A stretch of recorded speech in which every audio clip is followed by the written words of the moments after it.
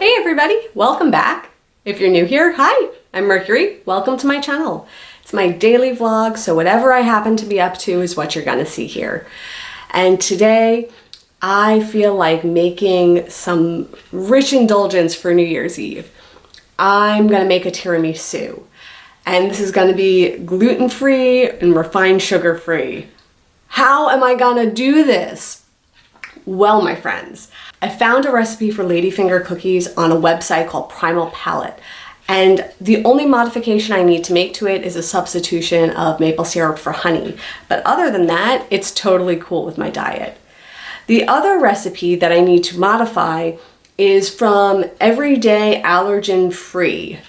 And their recipe is so close, I just can't use the type of cookies or Ladyfingers that they are recommending.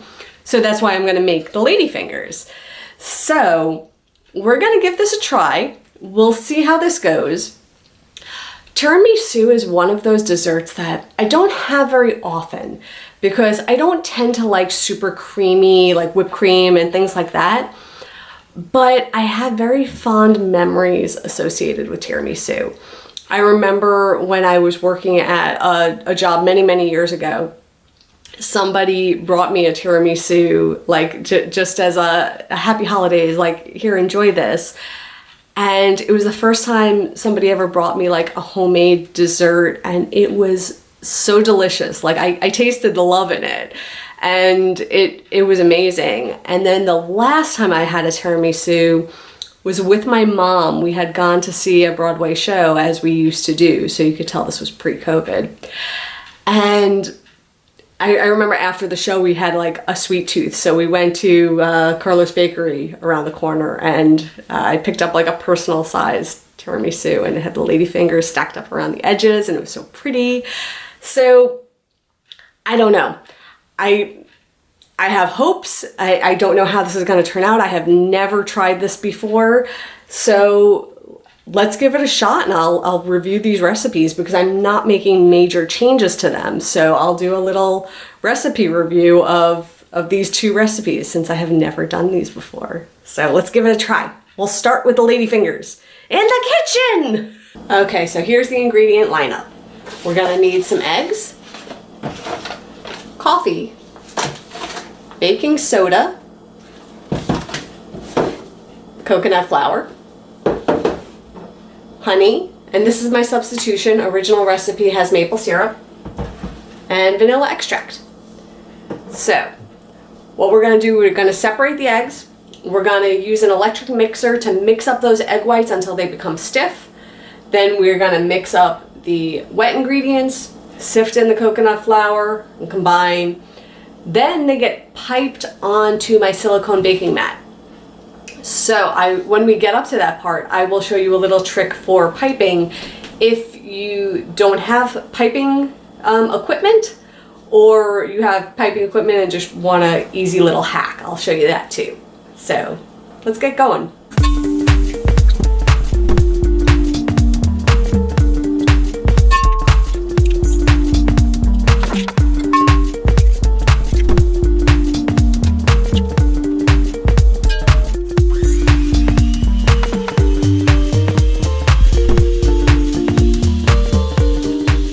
So I wanted to show you the difference between stiff peaks and soft peaks. Right now, the egg whites are at soft peaks. So let me show you what soft peaks look like. So this is what my eggs look like. And when we take the mixer out, you could see the peaks come up, but they sort of flop over a little bit. See that? See how it like hooked over? See, that's a soft peak. This recipe is calling for stiff peaks, so I gotta keep going.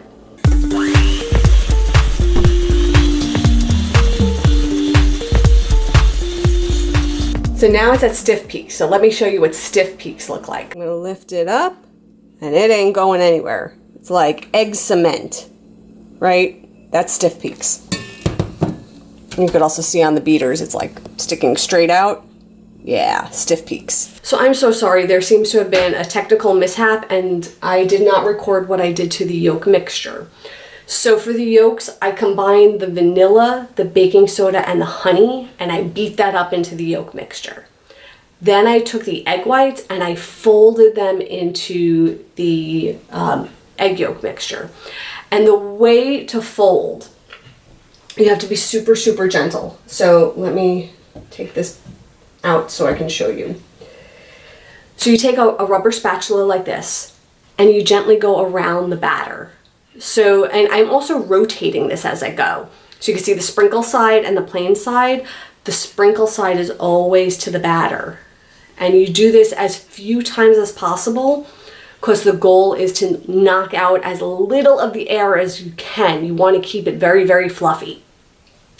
So that's where I'm at. So everything is mixed together. I added the coffee grinds in, then I folded that in.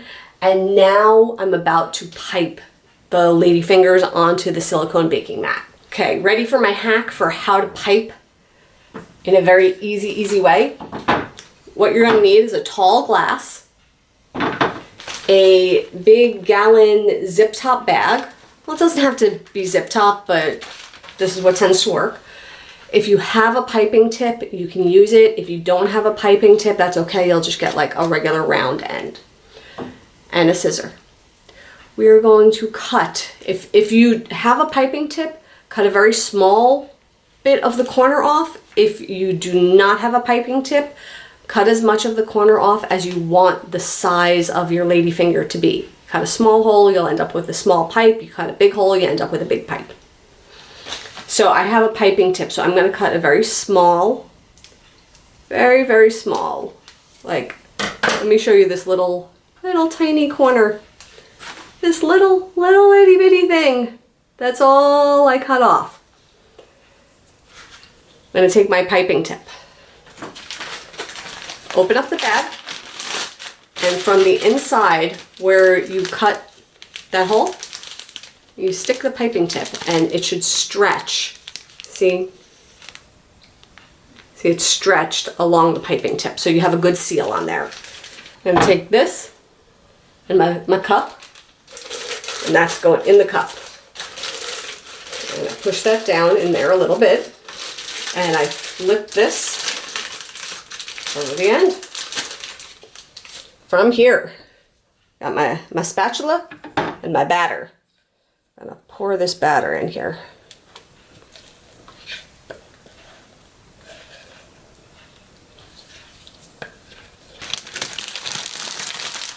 Now what I'm going to do, don't close the bag. You need to be able to squeeze the air out.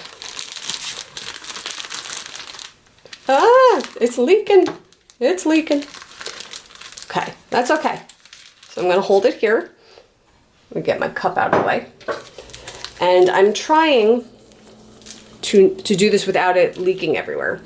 I want to put a twist in the top. So I have a twist in the top, and now I'm going to pipe lines of ladyfingers.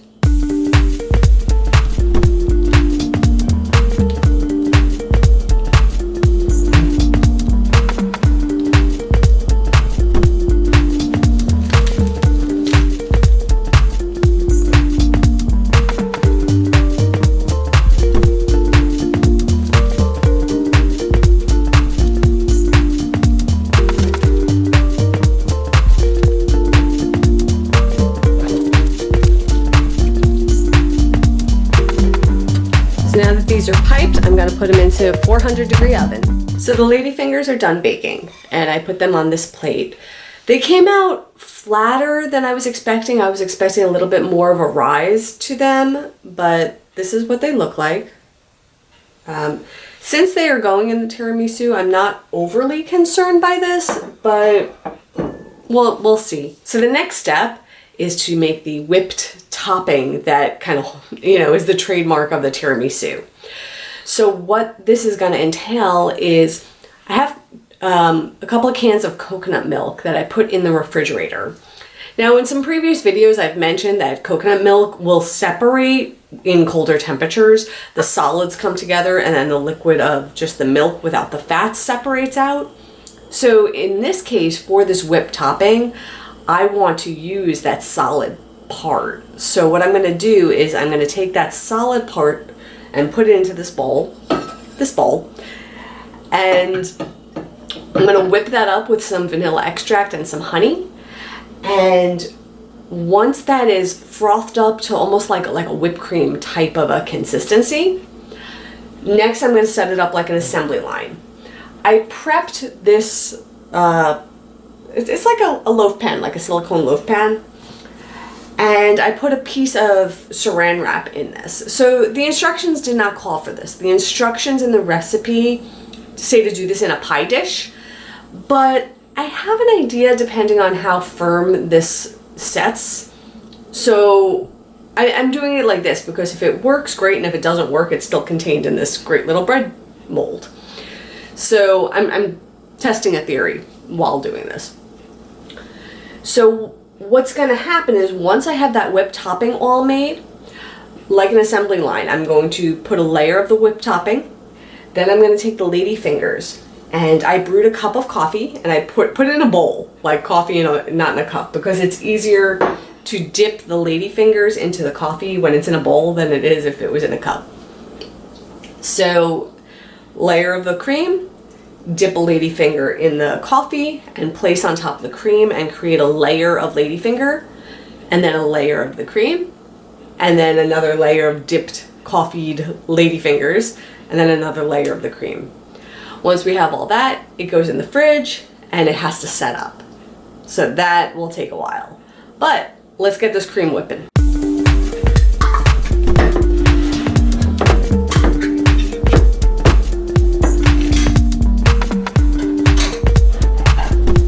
You can see, that is totally solid.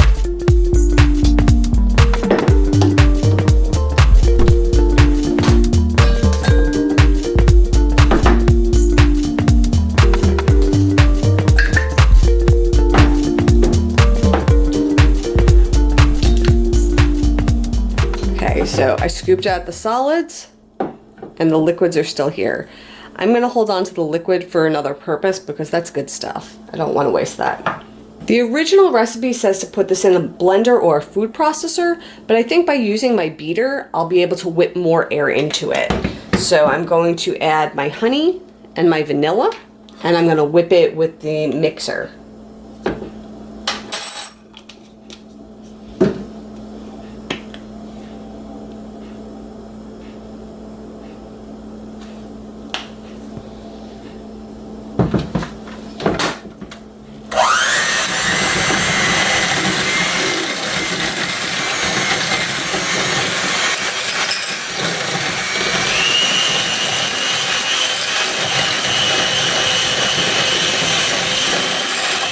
Okay, so now this is all whipped up.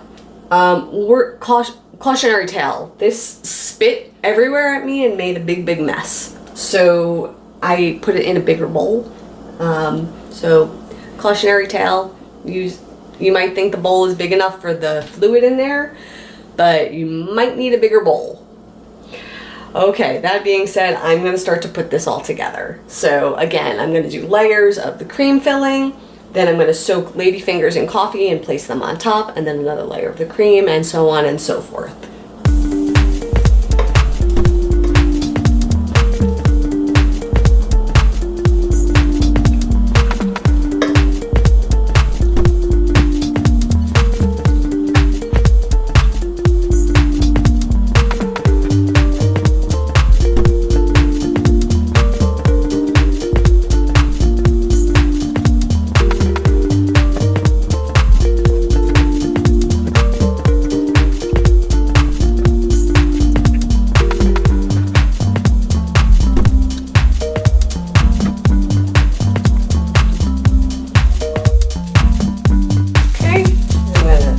My little plastic flaps like that, and this is going to go in the fridge for 3 hours up to overnight.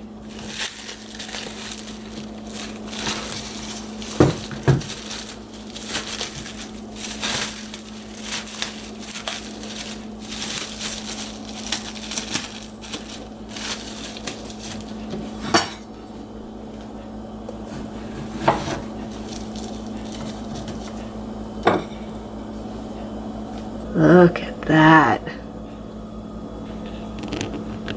So it's the next day, and I let the tiramisu set up in the fridge, and I tested it, And the whipped cream, it's set up really, really well. But I am the only one who's going to be eating this, and I need it to keep longer than how long it would keep in the fridge. So I decided to put the whole thing into the freezer, once it had already set up in the fridge. And by putting it in the freezer, let me cut this nice slice. And even though it was frozen, it wasn't hard. So I was able to easily cut through it. I didn't need to like warm up the knife in hot water or anything like that. It sliced very easily. So now it's time for the taste. So let's get a good, all the layers, right? Because we have the ladyfinger layer and the creamy layers.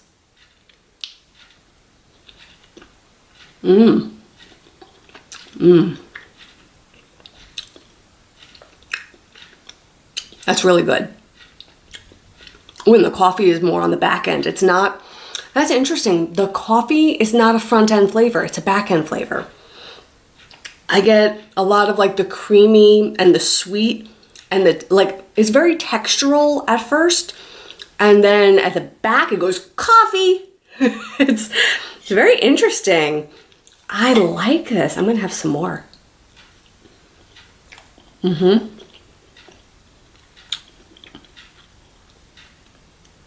Yes. Yes. So, okay, so this is what's going on. The Ladyfingers did an excellent job absorbing that coffee we dunked it into.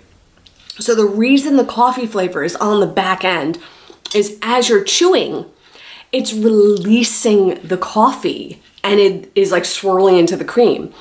So you're gonna get the cream flavor first, and as you chew and squish out that coffee, it infuses into everything.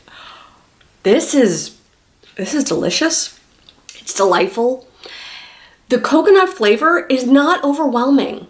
That's what I was afraid of. I thought that this would like turn into like a coconut dish and it wouldn't quite be what I was looking for. No, this coconut flavor is so mild, and the sweetness from the honey and the coffee is really what I'm tasting. But this is a delightful tiramisu.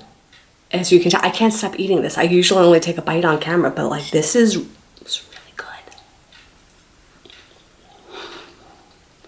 Really good.